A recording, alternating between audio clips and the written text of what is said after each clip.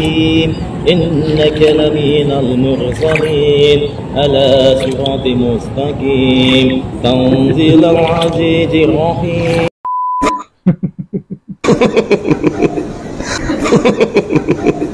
بسم الله الرحمن الرحيم.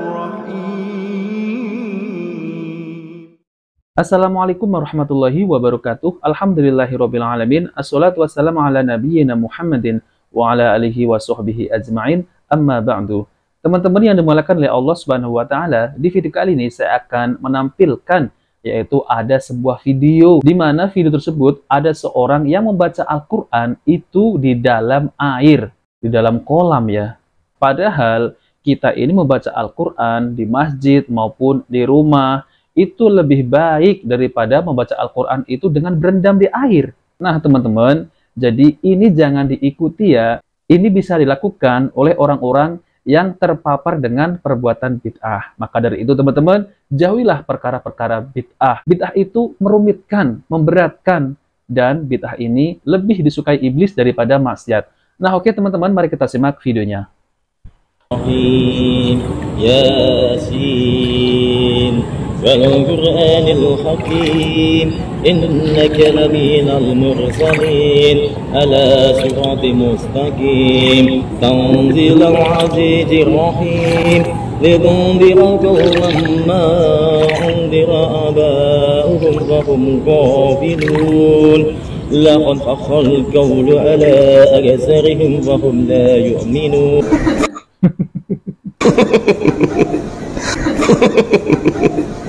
Nah teman-teman, kita sudah menyaksikan ya video tersebut. Bagaimana ya perbuatan bid'ah ini ya itu sangat menyusahkan. Kalau saya perhatikan ya di dalam video tersebut, itu kalau saya lihat itu di belakang maupun di samping itu seperti ada pemakaman kaum muslimin. Mungkin ya dalam keadaan banjir.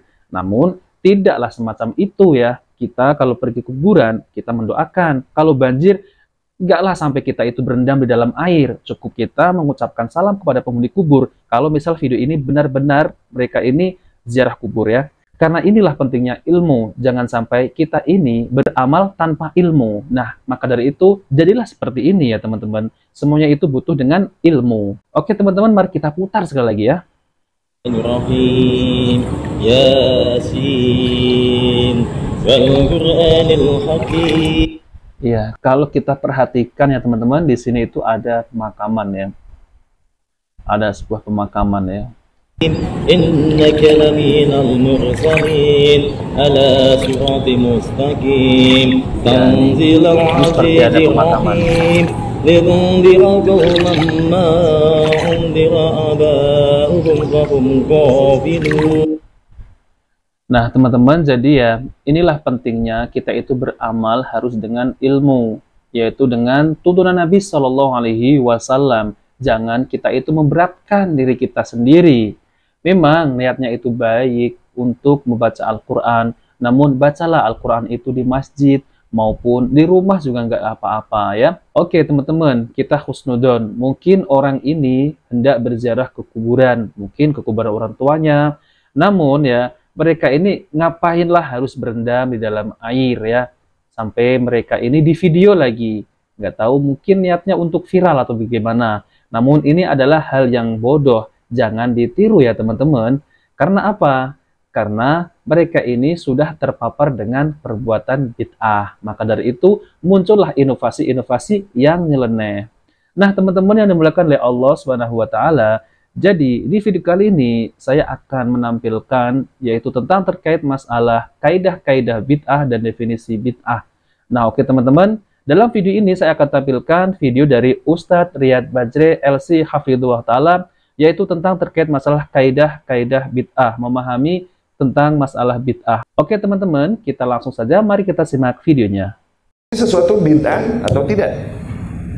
Lihat tiga perkara ini. Ini kami simpulkan dari kajian yang disampaikan oleh Syekh Said Ruslan, hafizahullah.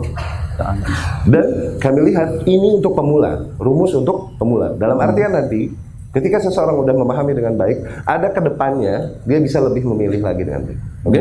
Tapi untuk pemula bolehlah.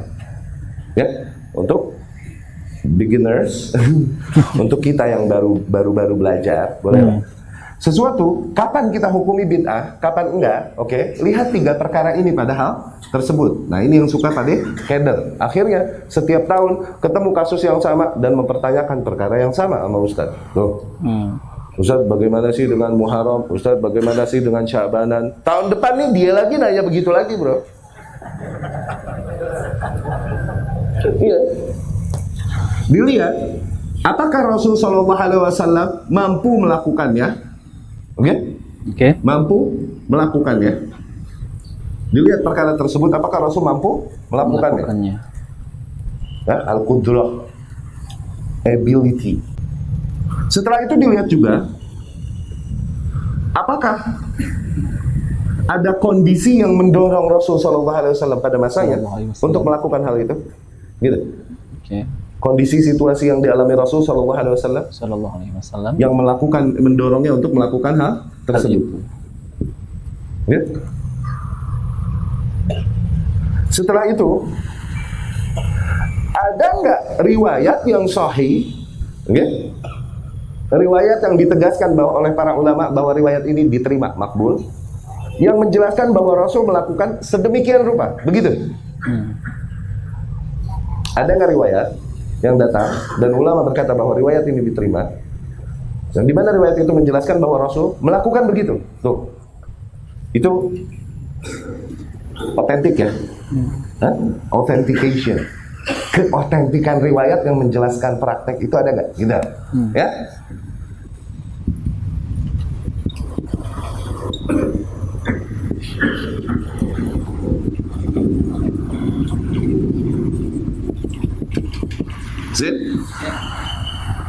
Lihat 3 nilai ini pada perkara yang kita mau hukumi. Lihat 3 nilai ini pada perkara yang kita mau hukumi. Apakah perkara tersebut bid'ah atau tidak? Oke? Kita lihat. Transfer Al-Fatihah buat yang udah meninggal. Oke? Kita mau hukumi. Bid'ah nggak ngirimin Al-Fatihah buat abah yang udah meninggal, misalnya. Oke? Maka kita coba hukumi. Rasul SAW mampu nggak baca Al-Fatihah? Mampu. Terus kondisi, maknanya ada nggak kira-kira zaman Rasul dulu yang pantas deh Rasul Al-Fatihahin, Rasul kirimin Al-Fatihah, ada nggak? Sahabat-sahabat yang mati membela Rasul, banyak nggak? Banyak, seperti paman Nabi SAW, Hamzah. Ya. Setelah itu, ada nggak riwayat yang bilang bahwasanya Rasul SAW kirimin mereka Al-Fatihah? Tidak ada satupun riwayat ya. Maka sama dengan bid'ah. Nah teman-teman, ini untuk kaidah untuk pemula ya, yang belajar tentang apakah suatu amalan itu bisa disebut bid'ah. Jadi teman-teman yang belum tahu tentang apakah amalan itu bisa disebut bid'ah, maka harus nonton video ini ya. Oke, mari kita lanjutkan. Ini rumus. Jadi jangan WhatsApp gue lagi dulu, pegal. Lagi ya. Yasinan 3 hari, 7 hari, 40 hari, 100 hari, haul setahun, haul 2 tahun, Rasul mampu nggak baca Yasin? Mampu. Ada nggak orang-orang yang kira-kira mantas Rasul Yasinin 3 hari, 7 hari? Ada. Hamzah, ya jelas. Yang membela dia sampai akhirnya dibelek jantungnya, bla bla bla bla. Setelah itu semua, ada nggak riwayat yang bilang bahwa Rasul SAW Yasinin no sahibnya? Ada nggak?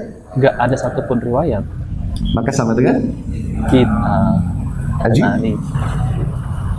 Oke, masuk akal ya. Apa bid'ah lo? Kita ente umroh berenang sono sampai Jeddah, nggak usah naik pesawat.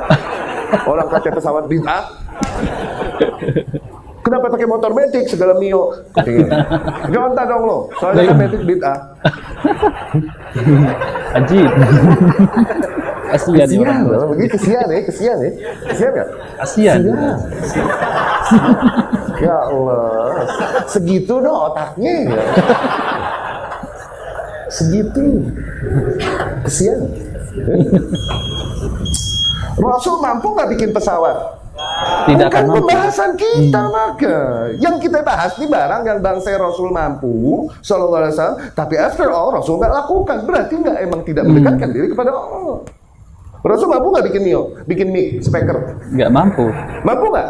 Kali Umar bin Khattab radhiyallahu anhu gitu bikinin buat Rasul, ya Rasulullah ada speaker. Mungkin nggak? Nah, maka bukan pembahasan kita. Yang kita bahas di barang-barang yang bangsa Rasul mampu. Sallallahu alaihi wasallam. Khairan.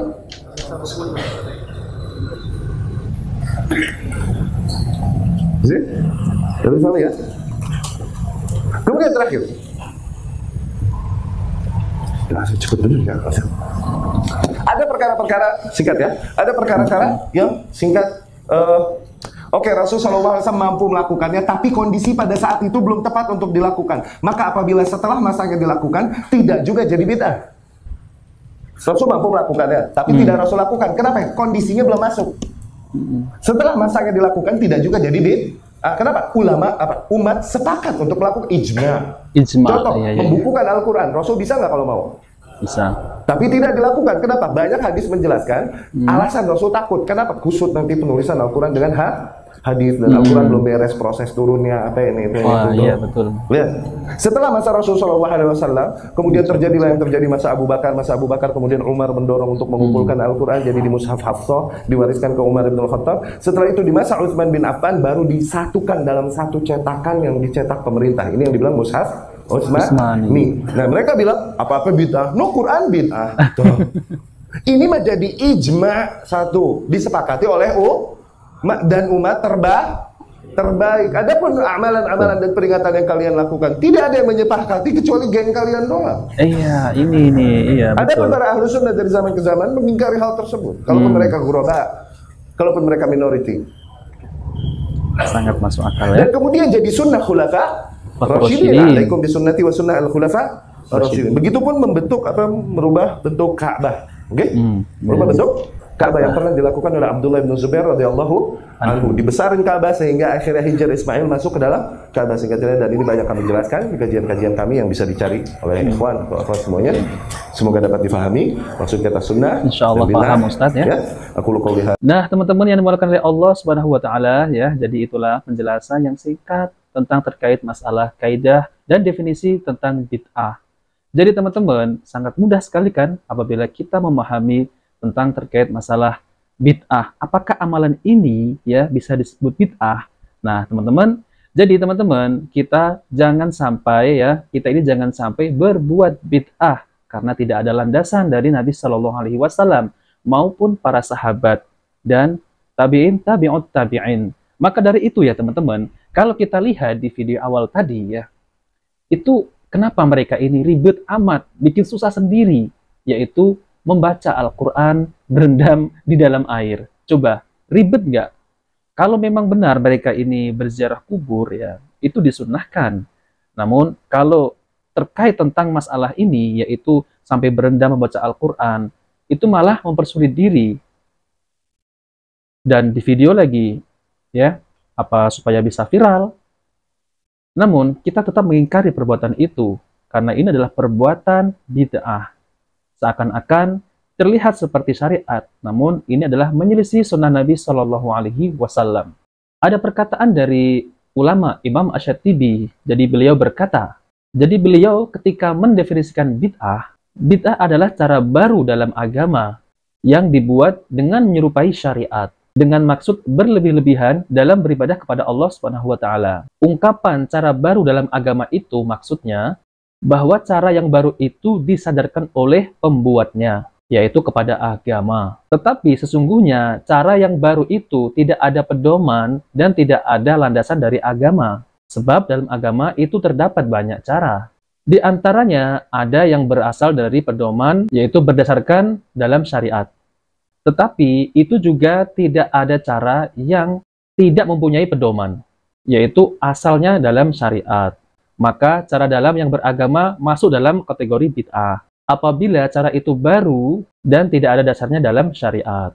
Artinya bid'ah itu adalah cara baru yang dibuat yang tidak ada contoh dari syariat. Sebab bid'ah adalah sesuatu yang keluar dari apa yang telah ditetapkan oleh syariat. Nah, teman-teman yang dimuliakan oleh Allah SWT, jadi itulah ya pembahasan yang singkat dan sangat ilmiah sekali oleh Ustadz Riyad Bajri Hafidhahullah Ta'ala, yaitu tentang terkait masalah definisi bid'ah. Jadi teman-teman, kita gali terus ya, kenapa ini bisa disebut bid'ah. Maka dari itu, kita harus banyak belajar dari ustadz-ustadz yang berpahaman dengan Al-Quran dan Sunnah Nabi SAW, dan tidak lupa yaitu mengikuti pemahaman para sahabat Nabi SAW, tabi'in, tabi'ut tabi'in, dan ulama 4 imam mazhab. Jadi teman-teman, kita tidak akan tersesat apabila kita mempelajari Al-Quran dan Sunnah Nabi SAW dan pemahaman para sahabat. Nah, teman-teman yang dimuliakan oleh Allah SWT, jika video ini bermanfaat, jangan lupa like dan subscribe di channel Cahaya Hidayah. Wabillahi taufiq wal hidayah. Wassalamualaikum warahmatullahi wabarakatuh.